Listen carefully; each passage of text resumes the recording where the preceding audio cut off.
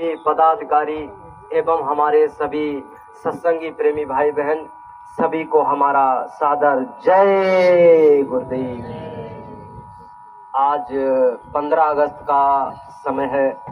आज ही के दिन हमारा भारत आजाद हुआ था। किससे हुआ था? अंग्रेजों से।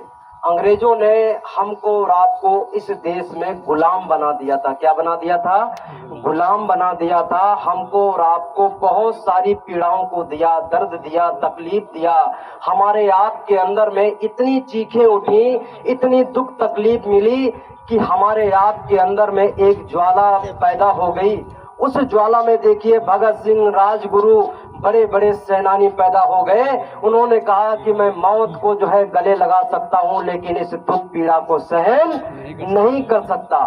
जब इस दुख पीड़ा को उन्होंने सहन से बाहर हो गए, उन्होंने कहा इससे बढ़िया तो मौत है, तो वो गलियों गलियों में निकल पड़े।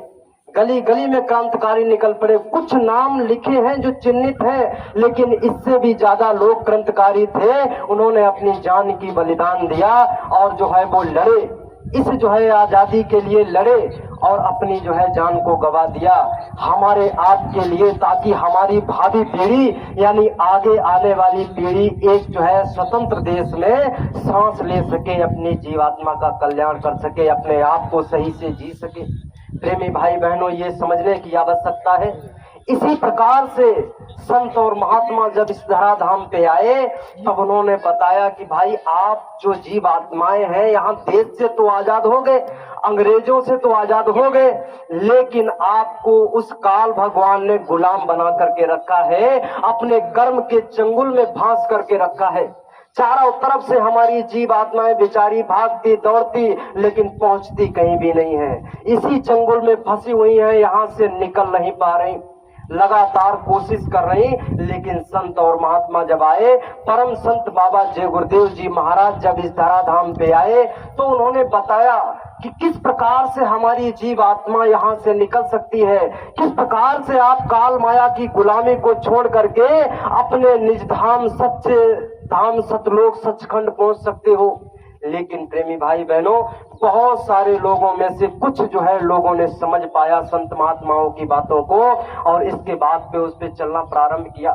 गुरु महाराज ने बताया कि देखिए किस प्रकार से हमारी जीवात्मा यहाँ से निकलेगी। जुनून होना चाहिए। ये भारत आजाद कैसे हुआ? इसलिए भारत आजाद हुआ क्योंकि राजगुरु भगत सिंह, चंद्रशेखर आजाद, ये बड़े बड़े सेनानियों के अंदर में क्या था? जुनून था, जोश था, अपनी जान को जो है गंवाने का जोश था कि कोई बात नहीं है, मैं अपनी जान को गंवा दूंगा। इसी प्रकार का जुनून, इसी प्रकार का जोश जब हमारे आप के अंदर में जागा रहेगा तभी अपनी जीवात्मा का कल्याण भी करवा सकते हैं दोनों प्रकार से।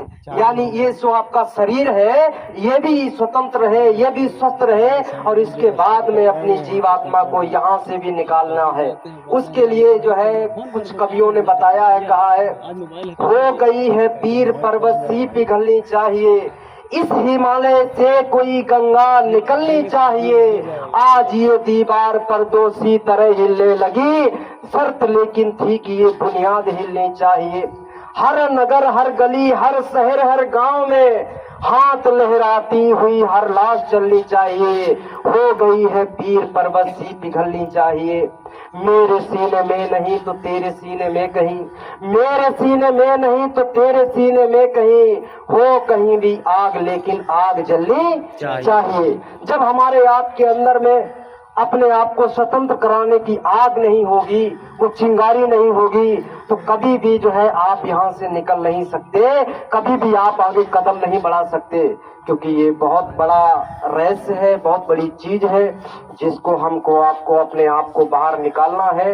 ये स्वतंत्रता का देश जो आज हम लोग इसमें जो है जी रहे हैं, बहुत सारे लोगों ने इसमें बलिदान दिया है। हमको और आपको भी जो है इसके लिए कुछ ना कुछ करते रहना चाहिए। इस देश के लिए हमेशा खड़े रहना चाहिए, क्योंकि इस मिट्टी में हमने जन्म लिया है, इसका भी कर्जा हमारे ऊपर चढ़ा हुआ है, इस मिट्टी का भी कर्जा हमें उतारना है। अगर ये मिट्टी का भी कर्जा रह गया तो फिर से आपको जन्म लेकर के यहाँ आना पड़ेगा, इस मिट्टी का भी कर्जा उतारना पड़ेगा।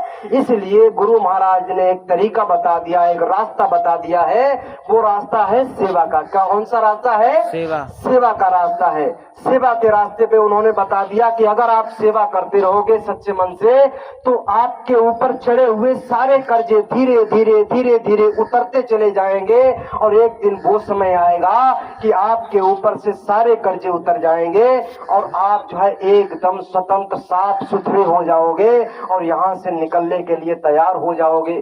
क्यों? क्योंकि मान के चलिएगा आपने किसी व्यक्ति पे यहाँ से कर्जा ले लिया और यहाँ से आप अपना झोरा झंडा लेकर निकलना प्रारंभ कर दिए कि हम यहाँ से निकले जा रहे हैं, अपने घर जा रहे हैं। क्या लगता है वो कर्जा वाला आपको निकलने देगा? आगे से आगे डंडा लेकर आपको घेर लेगा कि आपको घर नहीं जाने देंगे जब तक हमारा कर्जा नहीं दे दोगे। इसी प्रकार से आपको वो काल भगवान घेरे खड़ा है, वो कह रहा है आपका सारा कर्जा पहले हमारा दे दो, सारा पाप पुण्य यहाँ का जो कुछ आपने इकट्ठा किया है पहले हमारा सारा कर्जा दे दो, इसके बाद में यहाँ से निकल जाओ।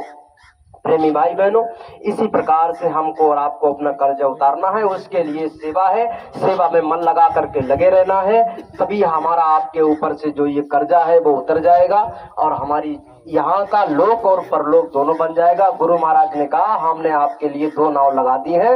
पहली नाव तो आपके पास में पहले से लगी हुई है, स्वार्थ की नाव, जिससे हम अपने शरीर के लिए, बाल बच्चों के लिए, परिवार के लिए, घर दुकान मकान इसके लिए काम करते रहते हैं।